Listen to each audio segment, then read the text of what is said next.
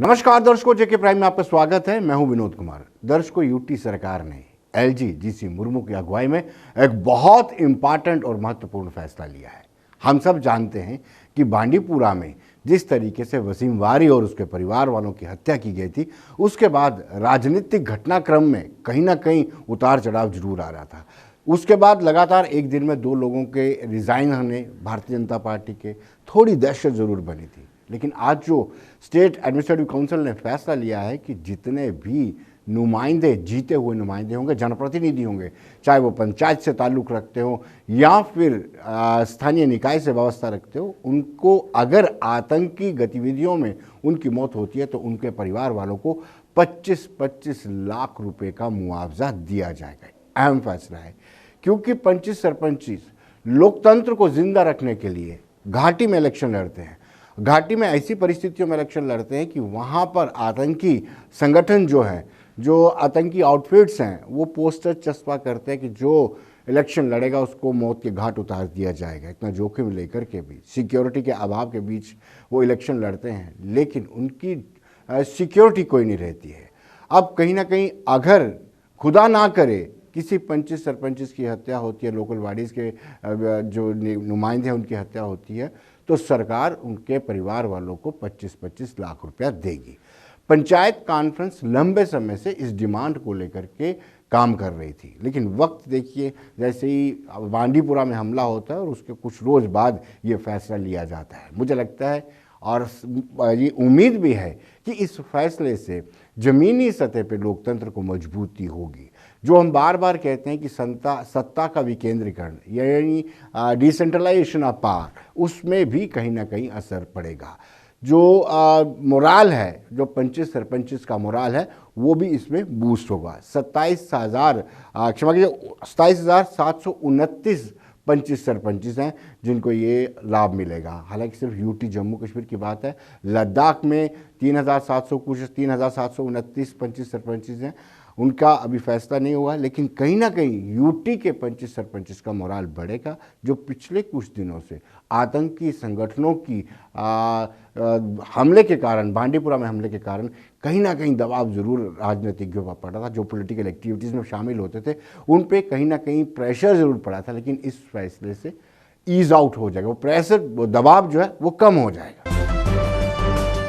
आज एक बड़ा डिसीजन एडमिनिस्ट्रेटिव काउंसिल की तरफ से लिया गया और हमारे honourable lieutenant governor Girish Chandra Murmu ji की अध्यक्षता में आज एक एडमिनिस्ट्रेटिव काउंसिल की मीटिंग हुई। उसमें 25 लाख रुपए का इंश्योरेंस पॉलिसी जो है वो तमाम इलेक्टेड रिप्रेजेंटेटिव जो ग्रास रूट लेवल की डेमोक्रेसी के साथ जुड़े हुए हैं, 25 सरपंचीज और वीडीसी चेयरपर्सन और बाकी के भी अर्बन लोकल बॉडी के भी जो इलेक्टेड रिप्रेजेंटेटिव हैं, उनका 25 लाख रुपए का इंश्योरेंस पॉलिसी जो है वो करवाई गई है।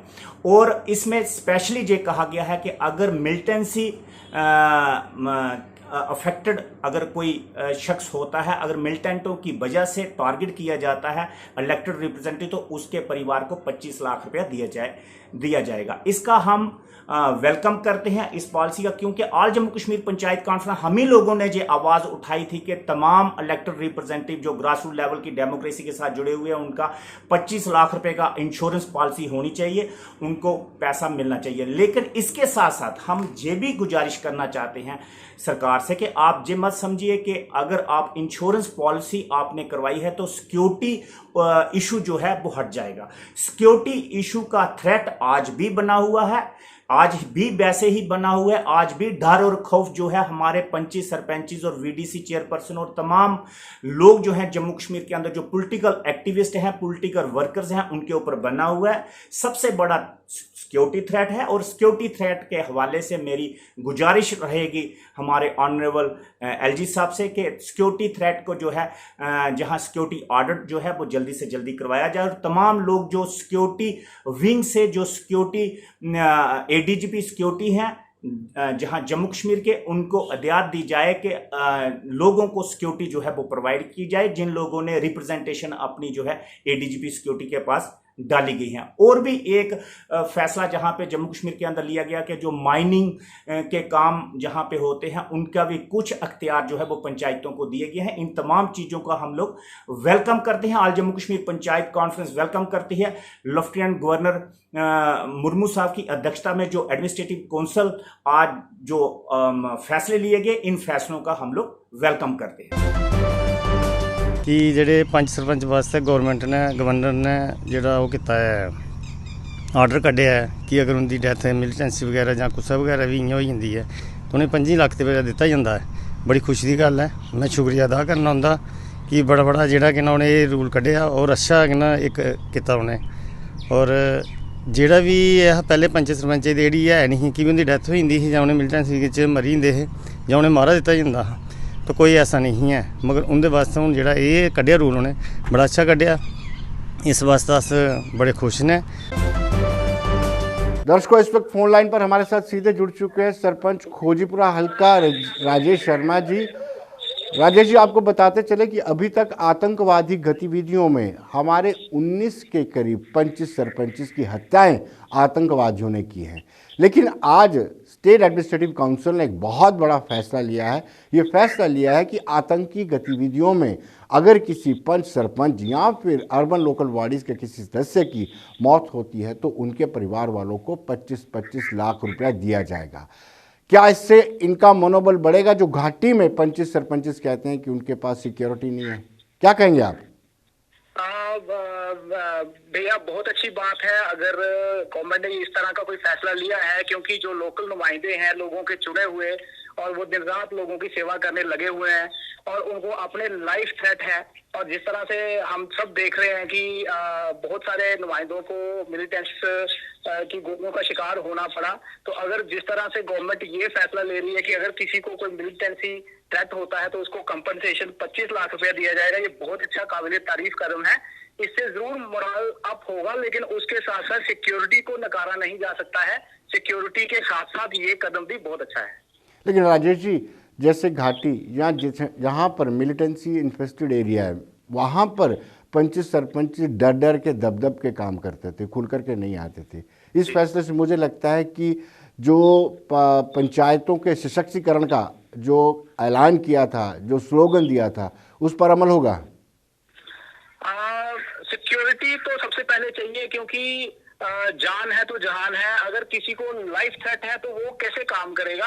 25 लाख अपनी जगह है, ठीक है, लेकिन अगर सिक्योरिटी नहीं मिलती है तो वो किस तरह से काम चल पाएगा, वो तो आप भी जानते हैं। सिक्योरिटी तो बहुत जरूरी है। राजेश जी, पंचायत कॉन्फ्रेंस ने ये भी डिमांड की है, उनका ये कहना है कि ड्यूरिंग ड्यूटी किसी भी तरीके से अगर डेथ होती है तो 25 लाख रुपया बीमा होना चाहिए, इंश्योरेंस होना चाहिए। क्या कहेंगे आप? बहुत अच्छी बात है। इन्होंने 2-2 लाख का जो इंश्योरेंस किया है तो वो बहुत मामूली रकम है। 2 लाख रुपया तो मुझे लगता है छोटे से छोटा माइनर जब हमें कोई प्रॉब्लम होती है तो उसका अगर हमें ट्रीटमेंट करवाना उस पर लग जाता है। तो 25 लाख जो हेल्थ बीमा की अगर बात करें तो 25 लाख काफी अमाउंट है। मेरे ख्याल से इस अमाउंट से राहत मिल सकती है। बहुत बहुत शुक्रिया राजेश जी, धन्यवाद। दर्शकों, अब हम बात करते हैं कोविड-19 की। तो कोविड-19 में अलग अलग चीज़ें निकल के आ रही हैं। अगर डिस्ट्रिक्ट सांबा की बात करें तो विजयपुर को पूरी तरह से लॉकडाउन कर दिया गया है। ये 19 से लेकर 24 तक लॉकडाउन की अवधि विजयपुर की 19 से लेकर 24 तक रहेगी, क्योंकि कल कुछ मामले वहाँ पर पॉजिटिव आए थे।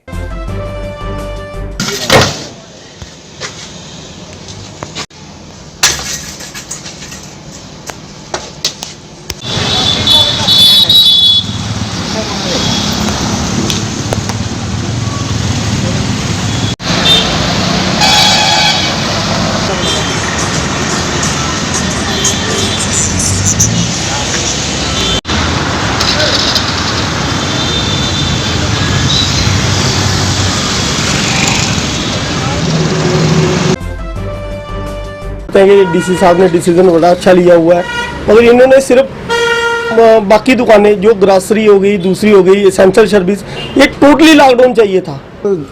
जिस तरह से विजयपुर में जो कोरोना के जो केस बढ़े हैं उसकी वजह से डीसी साहब ने ये जो लॉकडाउन का डिसीजन लिया है, ये सही डिसीजन है और ऐसा होना भी चाहिए, क्योंकि जान है तो जहान है।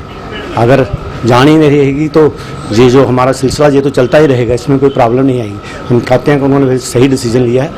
डीसी सांबा ने विजयपुर तहसील में 19 से 24 तक लॉकडाउन रहेगा, कंप्लीट लॉकडाउन रहेगा। ये ज़रूरत थी इस चीज़ की, क्योंकि ऐसा है कि यहाँ विजयपुर में खासकर प्रॉपर विजयपुर टाउन में 6-7 ऐसे केस आ गए हैं पॉजिटिव, जिससे थोड़ी पैनिक सी बनी हुई है और सोशल डिस्टेंसिंग मेंटेन नहीं हो रही थी।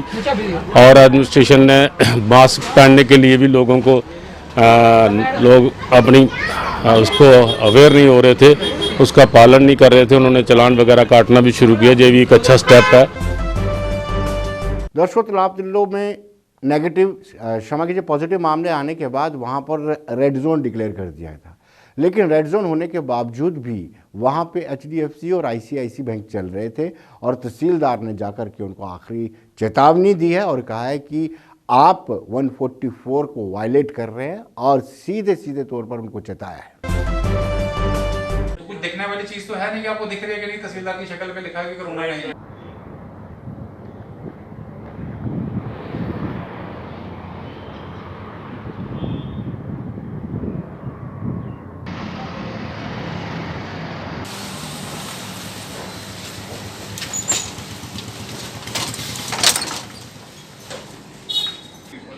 Close this branch. So we have This is. I'm not asking for any explanation.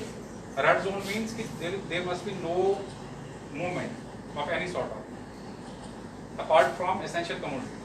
आज जो तालाब तिल्लो एरिया में 2-3 एस्टेब्लिशमेंट्स जो थी रेड जोन में है ये एरिया, और यहाँ पे ICICI बैंक है और HDFC बैंक है, जबकि J&K बैंक बंद है, उसकी वर्किंग नहीं चल रही है, लेकिन ये लोग अपना काम चला रहे थे और ऑफिस इन्होंने खोल के रखे थे। इसके साथ ही यहाँ पे निटको ट्रांसपोर्ट रोडवेज का जो एक ऑफिस है निटको लेन में, तो उसमें भी कम से कम 30 से 40 एम्प्लॉइज़ वहाँ पे थे और वो काम कर रहे थे। तो आज हमने उनको इंस्ट्रक्शंस दी हैं, स्पॉट पे आके मैंने खुद इंस्पेक्ट करके इनको बताया गया। मैंने कल भी भेजा था अपने इंचार्ज पुलिस पोस्ट जो तालाब तिल्लो हैं, उन्होंने भी इनको गाइड करा था कि रेड जोन में टोटल मूवमेंट जो है रिस्ट्रिक्टेड है, सिर्फ एसेंशियल जो सर्विसेज हैं वही रेगुलेट करनी है। तो अब इन लोगों को कहा है they agreed to just cease their operation. तो अभी मैं यही कहूँगा कि रेड जोन में अपना बिल्कुल उसका दिशा निर्देश जो हैं जिला प्रशासन के, उनका पालन करिए और ख़ुद को भी सेफ रखिए, परिवार को भी सेफ रखिए। 2 केसेस पॉजिटिव आए हैं और एक त्रिलोकपुर में पॉजिटिव आया है, विच इज़ अगेन इन माई यूरिसडिक्शन। तो मैं यही अपील करूंगा कि मेरे 3 containment zone red zones declared हो चुके हैं अभी तक तालाब तिल्लो ये तहसील जम्मू वेस्ट के, और इसमें लगभग 3 से 4 किलोमीटर का जो रेडियस है इस पेरीफेरी में जितना भी एरिया सारा एक तरह से रेड जोन में है। काफ़ी हद तक हमने कंट्रोल किया है, लोग कोऑपरेट कर रहे हैं, बट लेकिन फिर भी कहीं ना कहीं कुछ ना कुछ वायलेशंस हो रही हैं जिसका कॉग्निजेंस हम ले रहे हैं। दर्शकों, जैसे कि हम सब जानते हैं कि शुरुआत में जिला उधमपुर में बड़े पॉजिटिव केसेस आए थे, लेकिन किस तरीके से कंट्रोल किया और रिकवरी रेट जान करके आप हैरान रह जाएंगे कि 92% रिकवरी रेट है। ये अपने आप में बहुत बड़ी अचीवमेंट है जिले की, और इस पर हम चर्चा करेंगे। Deputy commissioner doctor Piyush Singla हमारे साथ मौजूद है। डॉक्टर साहब, आपका स्वागत है। थैंक यू वेरी मच जी। ये आप किसको क्रेडिट देते हैं? 92% रिकवरी रेट, ये अपने आप में एक रिकॉर्ड है। देखिए, मैं समझता हूँ कि जो डिस्ट्रिक्ट की हमेशा स्ट्रेटजी रही है वो aggressive sampling, aggressive contact tracing और कंटेनमेंट जोन्स को लेकर हम बहुत स्ट्रिक्ट रहे हैं स्टार्टिंग से। कहीं ना कहीं हर डिस्ट्रिक्ट अपने लेवल पे इस पूरी कोविड-19 महामारी को से बचने के प्रयास कर रहा है, पर डिस्ट्रिक्ट उधमपुर में ख़ास तौर पे हमारा फोकस सैम्पलिंग और जैसे मैंने कहा कॉन्टैक्ट ट्रेसिंग पे होता है। मैं आपको बताना चाहूँगा कि डेली एक हमारा प्रोटोकॉल है डिस्ट्रिक्ट में। हम शाम को 5 साढ़े 5 के आसपास जितने भी दिन के केसेस आते हैं उनको एनालाइज करने के लिए पूरी हेल्थ डिपार्टमेंट की टीम, एक हमारा सेपरेट कॉन्टैक्ट ट्रेसिंग सेल और पुलिस का रिप्रेजेंटेटिव, ये शाम को हम बैठ के एनालाइज करते हैं। उसमें डिसीजन लिया जाता है कि किस नई जोन को रेड एरिया डिक्लेयर करना है, रेड जोन डिक्लेयर करना है, और किस एरिया में ज़्यादा हमें सैम्पलिंग करवाने की ज़रूरत है। ये पूरी स्ट्रेटजी के अंडर डिस्ट्रिक्ट उधमपुर में कोशिश की गई कि ज़्यादा से ज़्यादा सैंपल उठाए जाएं जो हमारे वल्नरेबल ग्रुप्स हैं। तो कहीं ना कहीं मैं समझता हूँ कि ये सभी एफर्ट्स से मिलजुल कर और लोगों के सहयोग के साथ ही जो आज हमारे सामने पिक्चर है ये उसी के कारण हुआ है। डॉक्टर सिंगला, आपके साथ डिस्ट्रिक्ट रामबन लगता है और डिस्ट्रिक्ट रामबन में बहुत सारे केसेस हैं उस जिले से संक्रमण आपकी तरफ ना आए, इसको लेकर के क्या किया जा रहा है? देखिए, ऑलरेडी गवर्नमेंट की तरफ से इलेबोरेट नोटिफिकेशन इशूड है जिसमें हर डिस्ट्रिक्ट को एक कैटेगराइजेशन की गई है। जैसे उधमपुर जो डिस्ट्रिक्ट है वो ऑरेंज जोन में आता है, ऑरेंज कैटेगरी में आता है, और रामबन को रेड जोन में रखा गया है।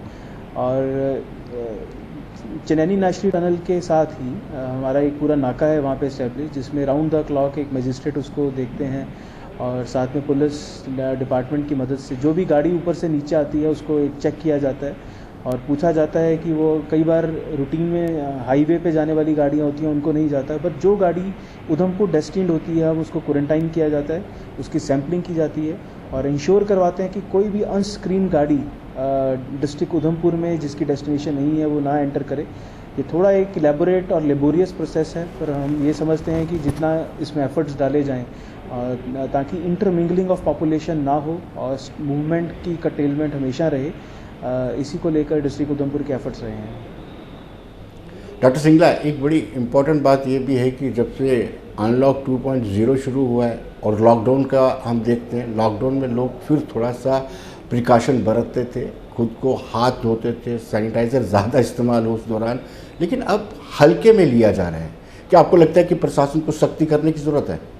देखिए, कहीं ना कहीं मैं ऐसा नहीं कहूँगा, लोग समझ रहे हैं, पर जैसे अनलॉक के कारण क्या होता है कि जब लोग बाहर मूवमेंट करना शुरू कर देते हैं तो ये ऐसी चीज़ है जो हमारे सामने नहीं है, ये एनिमी हमारे सामने विजिबल नहीं है।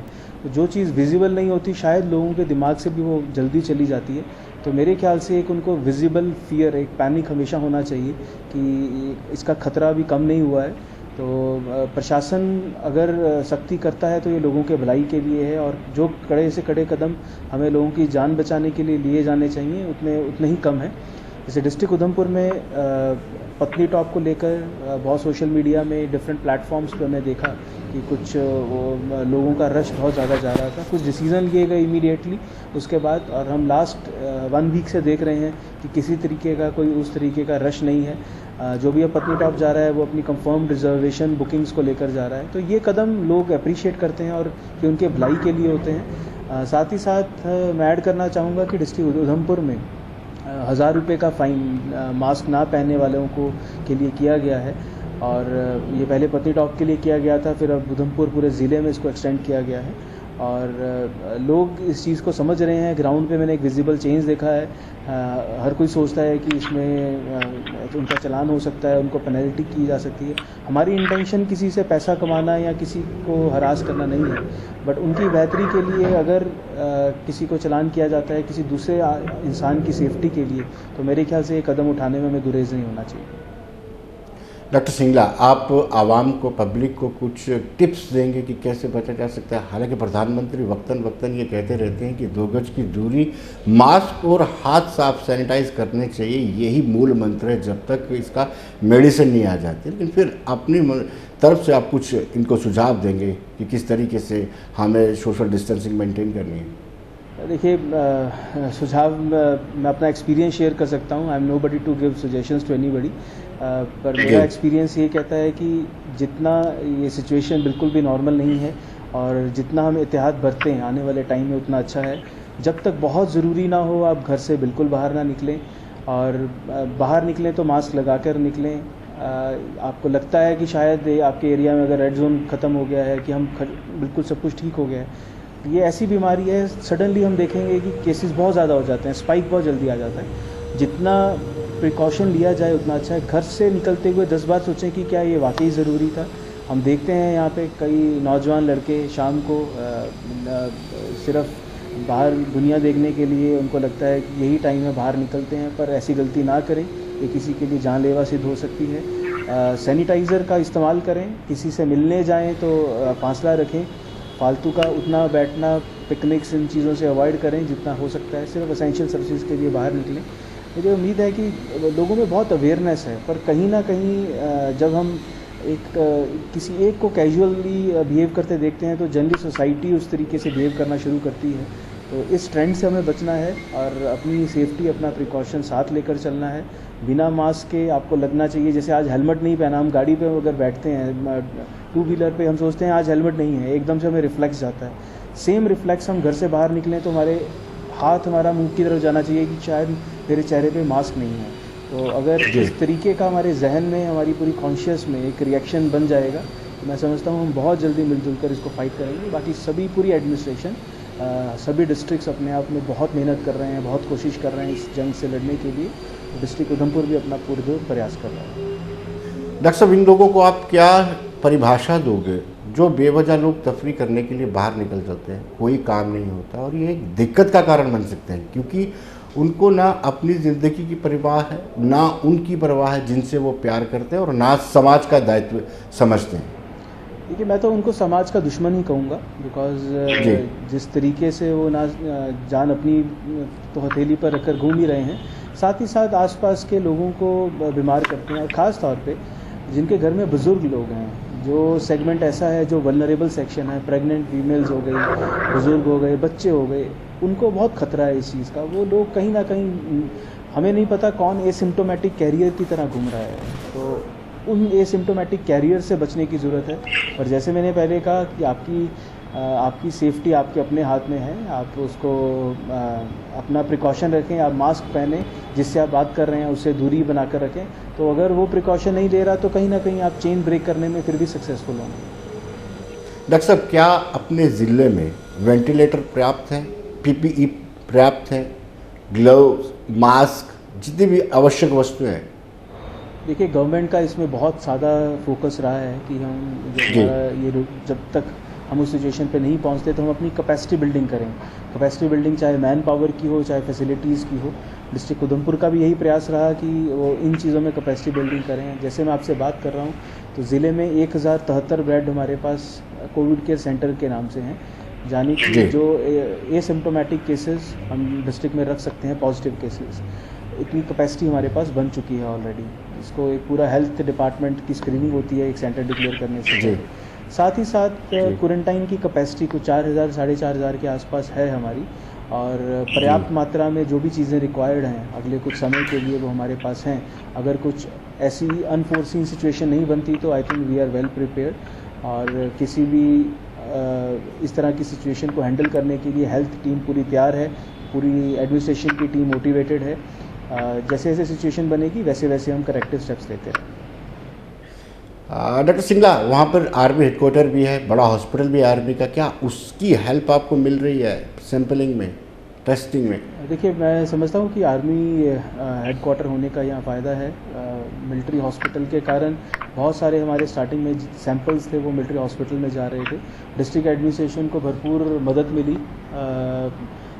आर्मी मिलिट्री लैब की, और जब भी हमें ज़रूरत होती है, हमारे सैंपल ज़्यादा होते हैं, हमारी कोशिश है कि ज़्यादा से ज़्यादा सैंपल किए जाएं। हम वो सैंपल्स को इमीडिएटली, अगर किसी टाइम पे जम्मू नहीं जा पाते तो हम मिलिट्री हॉस्पिटल उधमपुर उनको भेज देते हैं, तो बहुत फ़ायदा है। और साथ साथ मैं ये भी कहना चाहूँगा कि उधमपुर में इसे एयरफोर्स स्टेशन है, हमारा STC है BSF का, उन सब के जवान भी वापस आ रहे हैं, छुट्टी पे आ रहे हैं। तो कुछ ना कुछ केसेस जो हमारे हैं वो CAPF के, आर्म फोर्स पर्सनल्स के, उन सब के भी हैं। पर पूरी स्ट्रिक्ट प्रोटोकॉल और क्वारंटाइन प्रोसीजर्स, सैम्पलिंग सबकी की जा रही है। यही है सर। Thank you. लेकिन कुछ चीज़ें बड़ी सामने आ रही थी, जैसे शुरुआत में जब पहला केस आया था उधमपुर से, टिकरी से पहली महिला की मौत हुई थी, तो उसके संस्कार को लेकर के भी कुछ दिक्कतें आई थी। क्या आपको लगता है कि एक डेडिकेटेड कोविड डेडिकेटेड शमशान घाट होना चाहिए, ग्रेवयार्ड होना चाहिए, ताकि जो भी जिसकी डेथ होती है उसको उसका संस्कार वहाँ पे किया जाए? देखिए, मैं पहले फैक्ट ठीक करूँगा कि जो फर्स्ट केस का क्रीमेशन था, वो जो टिकरी से केस था, एक लेडी का अनफॉर्चुनेट डेथ हुई थी, उसका क्रीमेशन जम्मू में ही हुआ। तो जी जम्मू में ही दिक्कत हुई थी, उसके परिवार वाले छोड़ के चले गए थे। तो किसी तरह का मतलब उधमपुर में भी कुछ क्रीमेशंस हुए हैं, तो मुझे लगता नहीं किसी जगह कोई खास हमें दिक्कत का सामना करना पड़ा।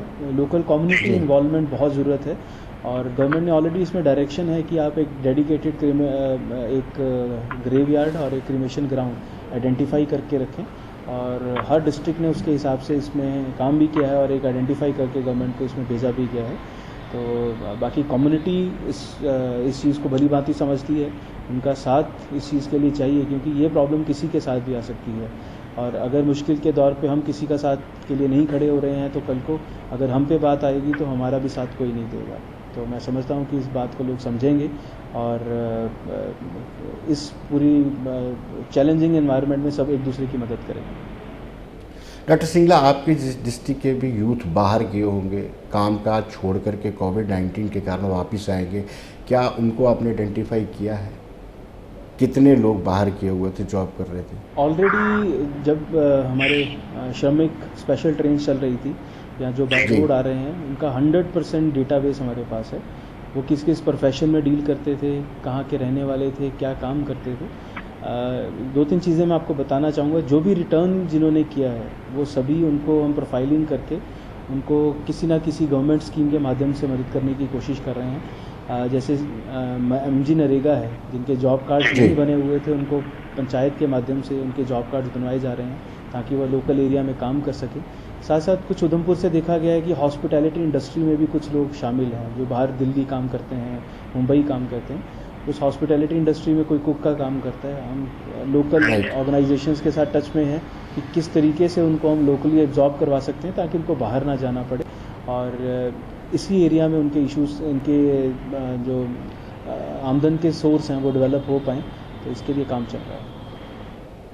यानी कोई ऐसी कॉम्प्रिहेंसिव पॉलिसी आप बना रहे हैं कि ताकि इनको बाहर ना जाना पड़े, अगर बाहर जाना नहीं पड़ता हो तो यहीं पे ऑब्जर्व कर लिया जाए। दूसरी बड़ी बात यह है कि जो प्रवासी श्रमिक थे, जो बाहर से आए हुए मजदूर थे, वो बाहर वापस चले गए हैं, तो उनकी वजह से मुझे लगता है काफ़ी सारे काम जो प्रोजेक्ट है उस पर असर पड़ रहा होगा।